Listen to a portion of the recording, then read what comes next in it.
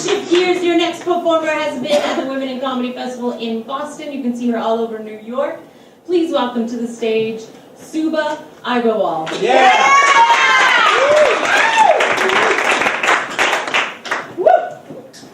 Hey guys, what's up? I'm going to tell you a little bit about me up top. I'm not from New York. I'm actually from a pretty small town. Anyone else? Transplants? A couple in the audience. That's cool. It's true, I love New York. I don't know about you guys. I love it for its diversity because in my neighborhood, I was the only Indian and that shit was brutal. It's true. It's awful. You already know. You haven't even been there. She's like, I could tell. It's true. Anytime I did well on a math test, they'd always be like, oh, so you're just doing well on that math test because you're Indian. You're doing well because you're Indian. It's like, no, I'm doing well because my parents hit me. That's why. Immigrant street children like a bottle of ketchup. You just keep hitting it until something good comes out.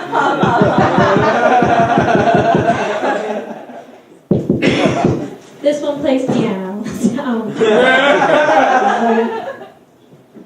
Weird, I'm always getting used to shit here. Like, I have friends who do, like, alternative medicine, like crystals and shit, and they'll be like, we're really into Eastern medicine. I'm like, bitch, I'm from the East. We only do that shit because we don't have real medicine. So annoying. Like, I have this friend, she refuses to vaccinate her baby, because she's, I know, thank you. I'm like, lady, my uncle back in India has polio. You better vaccinate that. They make so why you need vaccines. People think brown people are irresponsible because we come to this country, we have 9 or 10 kids. We're not irresponsible. We didn't realize all of them were going to survive.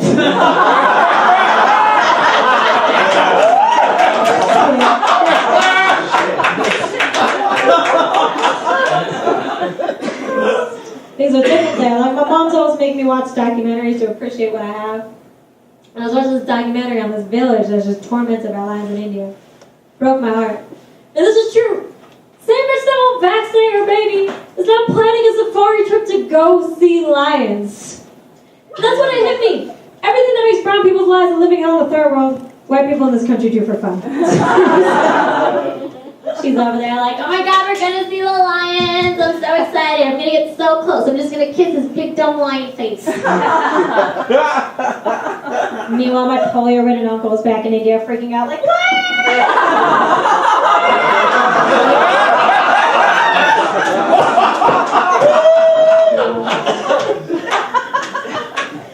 People in the third world are starving. Girls in this country go on bullshit diets like the Master Cleanse, which... I know already. If you haven't heard of it, it's great. It's great. When a culture does it, what you do is you don't eat. You don't eat. You just drink lemon water with cayenne pepper. It's so effective. It's like anorexia, except way more pretentious. I love it. I can't support the weight of my own spine. It's so sexy. Everything's fading to black. I think after I finish the cleanse, I'm going to go on the lettuce diet. So I suck on a single piece of lettuce until someone marries me.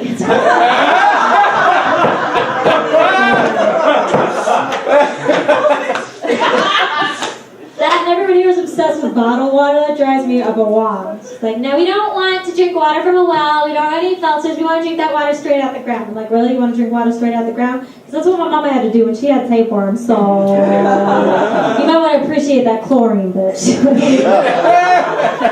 It's ridiculous. I don't know what it is about being in this country that makes people forget nature is not good for you. It is trying to kill your ass. You know what would be there if we didn't pave over that forest and build a Denny's? I'm not supposed to live this long. Here's how I know I'm not supposed to live this long. As a woman, at some point, I have to hit menopause, which is bullshit. It just means part of my system shuts down. Which is basically my body's way of going, oh my bad, I thought we'd be dead by now. I don't know. That's funny. I have stupid friends, though. Like, I have this girl I know. She wants me to go back with her to visit her family in Lebanon. And she was like, Subhah, I know what you're thinking. There's no terrorist activity. It's fine. I'm like, yeah, I'm not freaking worried about the terrorists. I'm worried about the American government. I'm not going to go to a Muslim country I don't belong to and then try to come back here like that shit didn't just happen.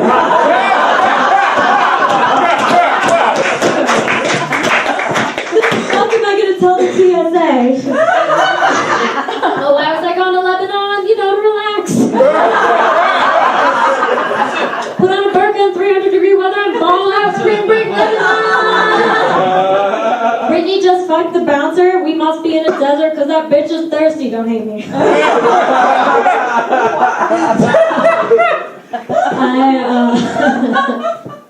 That is the thing that concerns me. I'm always worried when I go through airport security because somebody in my family generally gets stopped. Like, I don't want them to think I'm like some sort of extremist with weird moral values, which is why every time I go to the airport, I dress like a total whore because I want them to know I have no moral values. My goal is to show up to the airport so slutty that they recommend Islam. Like, bitch,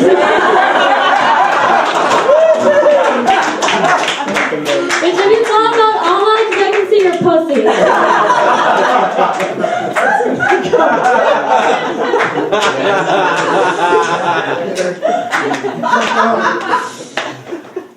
People are afraid of Muslims in this country. They really are. And I like how white people in the Midwest like to act like they invented that shit. I was watching the news and there was some dude on there like, we have discovered a new threat to world safety, Islam. And I'm like, bitch, you did not discover hating Muslims. Like, do you know who actually hates Muslims?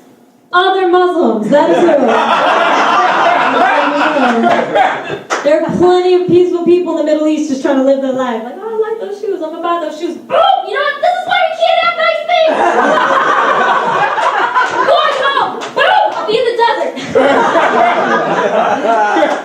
Like, you think you hate the Taliban? You don't want to know who actually hates the Taliban? Afghani women who like reading. That's who it is.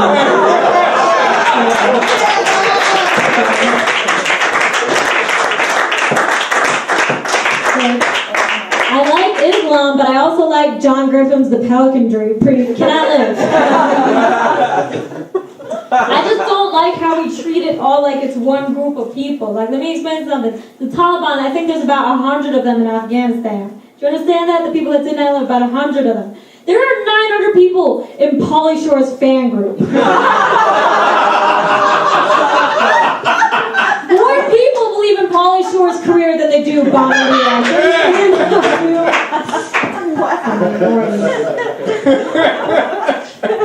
Let's switch gears, leave you on a dirty note.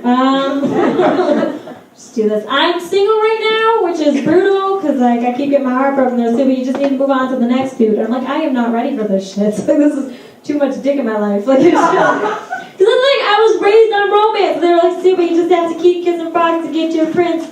And then I grew up and I found out that kissing frogs was a metaphor for sucking dicks.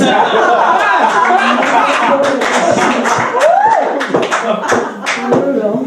Oh, you're clapping. Is someone trapped? Just worried about being the old single lady. You know what I mean? Because I don't want to be 93 years old and sexually harassing young men just camped out in the section, the young boy section of Old Navy. Excuse me, miss, do you need help with your wheelchair? This isn't my wheelchair. This is my cootie scooter. You want to ride?